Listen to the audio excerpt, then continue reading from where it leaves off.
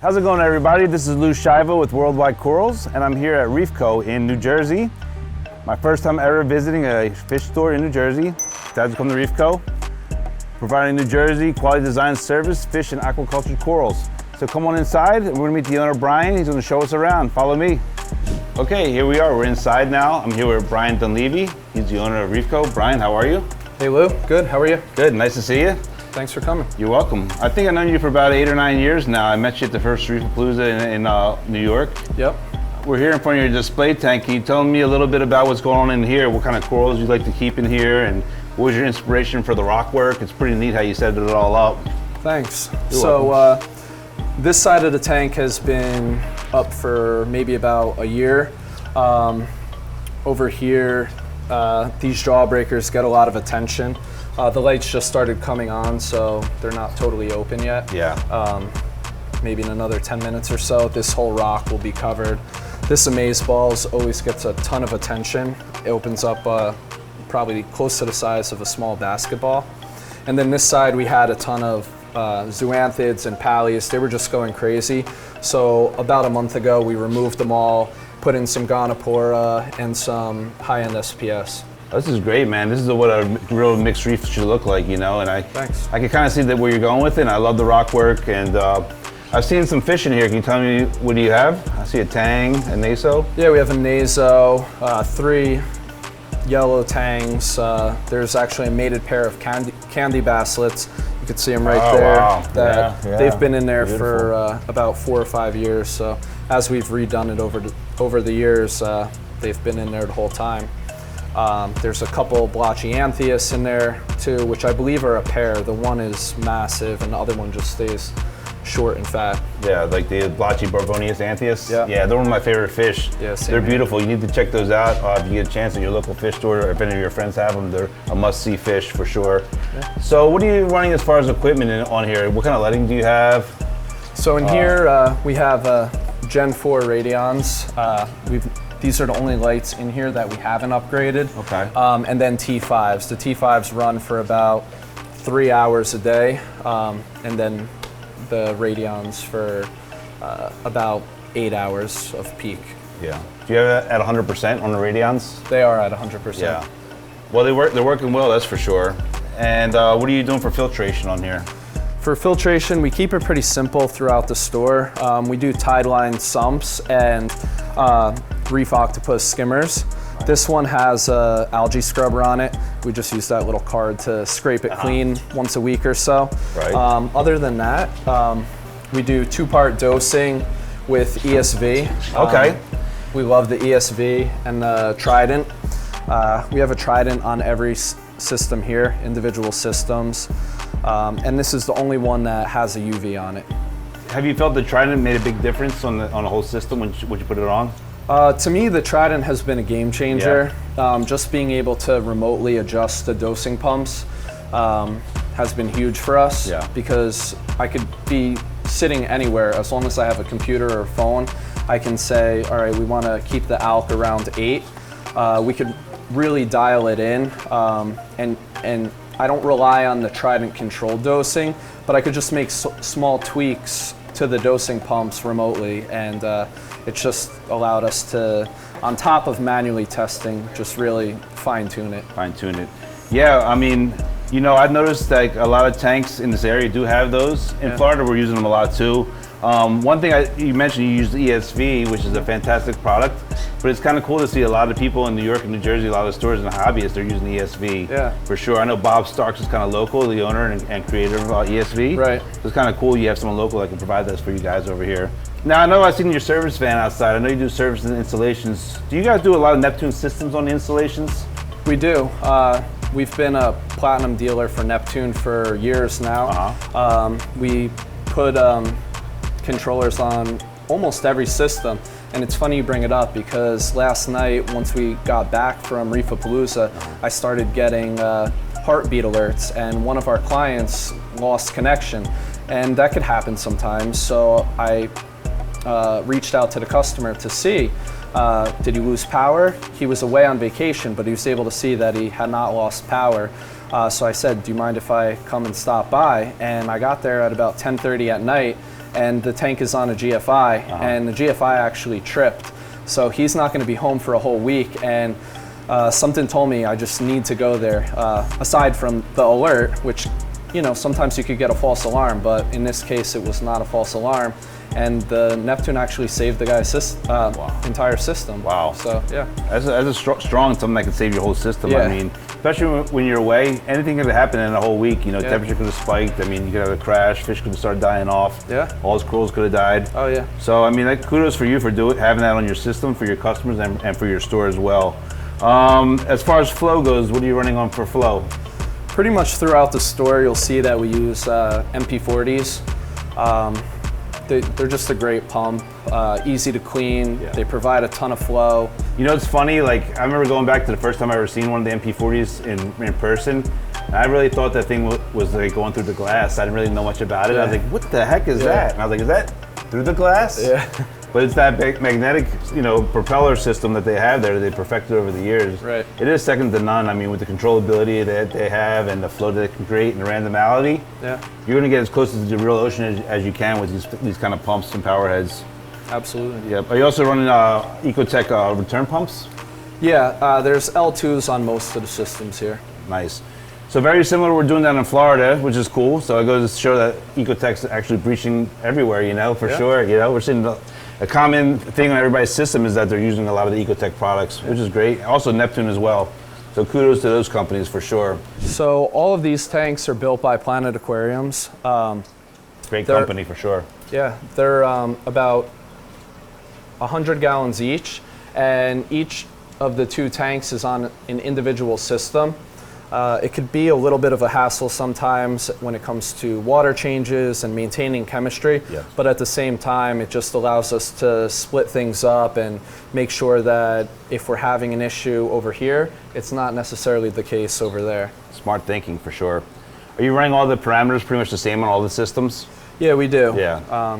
Nice. The alkalinity we usually target around 8, nitrate around 10 to 20, and then the phosphate around 0.1 to 0.15. Yeah. Sometimes we go outside of those parameters, but if we don't see any reason to adjust it or change, then honestly we just kind of leave it there and take note of how things are looking at those conditions. Sure. So if we do have a swing, then we're able to say maybe it was because the phosphate dipped down just a little too much or went up a little too much, and we try and target when things look the best. Got you. So as we continue on with the tour, I wanted to mention that Brian actually opened up for us. It's about almost 10 o'clock at night, so the lights are coming back on. So they were on earlier today, now they went off, now they're back on. So follow me along and we'll keep on going. So we have 2 more raceways here and 2 more there, so for a total of 6, huh?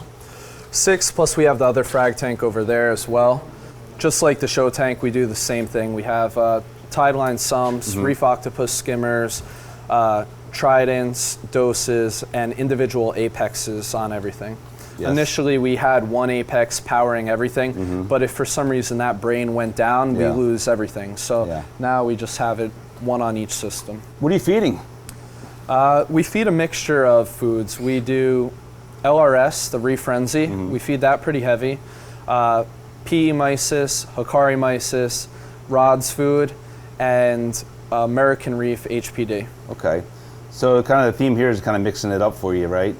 Yeah, we mix it up and we alternate. We feed about 3 times a day, and we'll do frozen and then American Reef HPD, then frozen. Okay. Algae every day, supplemental? Algae every day on the fish systems and any display tanks. Okay. Do you feed the corals individually or you kind of broadcast feed? More so in the farm, we'll feed individually. Up here, we'll just broadcast feed. Okay, that makes sense. You got your foods, your power heads, your lights, all the top brands. Fantastic, man. You really did a great job designing the store, and the presentation is beautiful here for sure. Thank you. You're welcome. Now, there's a rumor that you have more to this. Yeah, we generally don't take people there, but I guess I can make an exception and show you guys the farm. Yeah, let's do it. Come on, follow me. So it's all back here? It's all back here. Can I go in? Lead the way. Okay, I'm excited. Let's go. Holy smokes. So are the systems the same, like in the store where you have an individual, or are they all together? Yeah, so here we have a lot of individual systems. These 4 raceways are on one system. Those 2 over there are on a system. Individual system, individual system. These 2 are on an individual system. And the purpose of that is anytime we're bringing in new coral, the way that it started was we originally had one 60-gallon tank and we would bring in some wild coral. Eventually, over time, that coral became conditioned and cultured, and we no longer wanted to mix any wild pieces with the cultured coral, so we added another system. So a lot of these smaller tanks became individual systems for us to accept wild coral because we're super cautious when it comes to mixing anything that that we have purchased or came across with anything that we've been culturing for years. We want to make sure that we have the cleanest coral around to offer to our clients. It makes sense. I mean, keeping it clean, parasite free is very important. Absolutely. A lot of times the customers and the clients don't even know exactly what the parasites are, so it's kind of our responsibility, especially when we're farming corals, is to try to deliver a pest-free product, and kudos for that, man. Yeah, for sure. Hats off to that. I see a lot of great mushrooms here. I mean, are you really into mushrooms or are you just into everything? I'm into everything. It changes. This month it could be mushrooms. Right now I'm really into acans. There's some really nice acans out there. Yeah, I've seen everything. I'm seeing tons of jawbreakers, bounce mushrooms, yumas. Wow. You have a lot. Very impressive, very impressive. Thank you. You're welcome. Now, do you have any certain area where you keep your SPS corals that you're farming? So our SPS, this was originally going to be our SPS farm, but because the LPS started growing so fast over there, we wound up starting to put it over here. We're in the process, we're gonna add one more 8-foot tub right in that empty area over there. Okay. And then that'll eventually start to be SPS as well. But currently we just have a small section over here and then some mixed in with the LPS as well. Yeah, looking through things, one thing I could certainly say, you're great at growing corals. Wow. Thank you. You're welcome. It's not an easy thing, you know, you really have the blue thumb. I mean, you got it going on for sure. Now, are you dosing anything in the farm? So similar to the retail store, we dose ESV. We go through a ton of alkalinity and calcium. I don't know exactly how much, but over 5 gallons a month just in the farm of each, alkalinity and calcium. Nice. Now, when we were talking about the retail tanks, you were saying you had some nitrates and you have some phosphates. Right.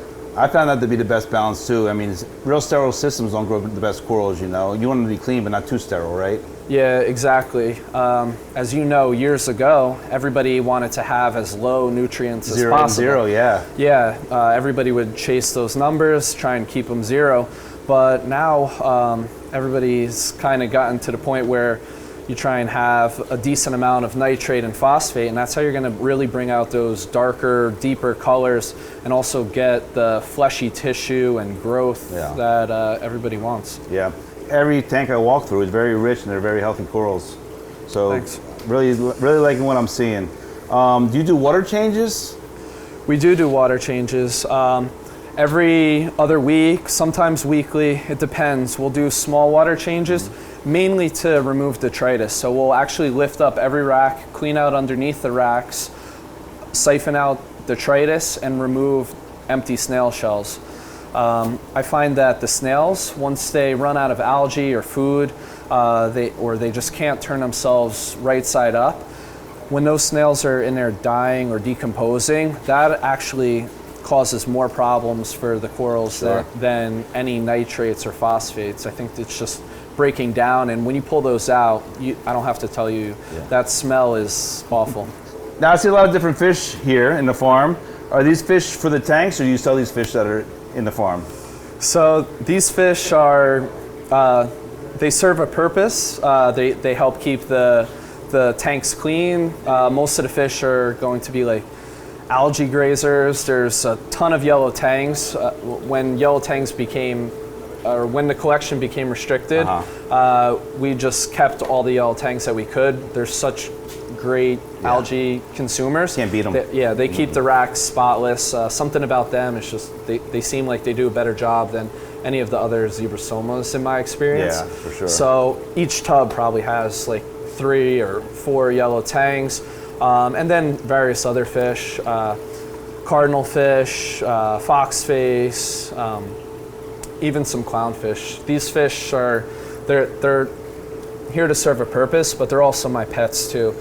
Some of them, there's a black tang in there that we grew from the size of a quarter, and he just wasn't getting along with the fish in the show tank, and I just didn't have it in me to sell him. Right. Now he's probably about 6 inches. So. Yeah, nice. So in the farm, I see you have a lot of the same equipment you have in the store. So you have one with the radions. What are you using for flow in these tanks? For flow in these tanks, we use mostly gyres, just because you're going to get the wider flow. Sure. So they've worked really well for us. Any tips or tricks you want to share with everybody?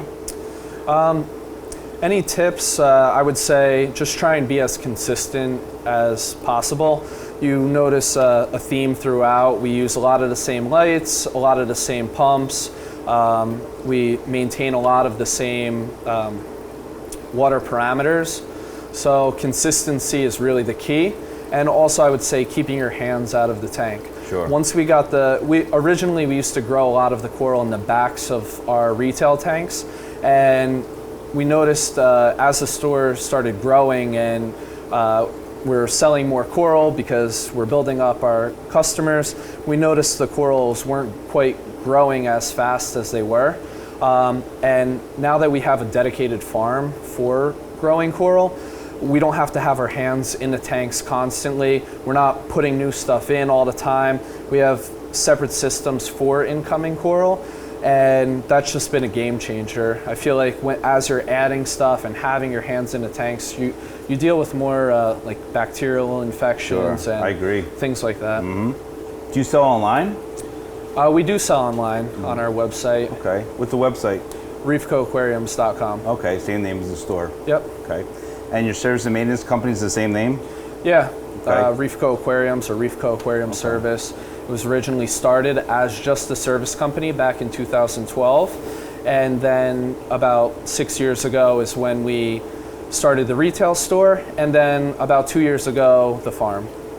Well, I brought you a little gift here for your collection, a little Worldwide Coral sticker. Awesome. Before we get out of here, anything you want to add? No, thank you guys for coming. You're welcome, man. You're getting a first show of the farm. We've actually have never brought anybody to the farm. We don't post about it. We don't show it on our Instagram. So I appreciate you guys coming out and getting a first look at it. Yeah. I hope all your viewers enjoy it. And again, thanks for coming. You're welcome. Great having you. I really appreciate it, man. Yeah, Brian, great job. Thank you. Okay, that'll be it for tonight. Don't forget to like and subscribe. Give us a thumbs up. I'll see you all in the next video.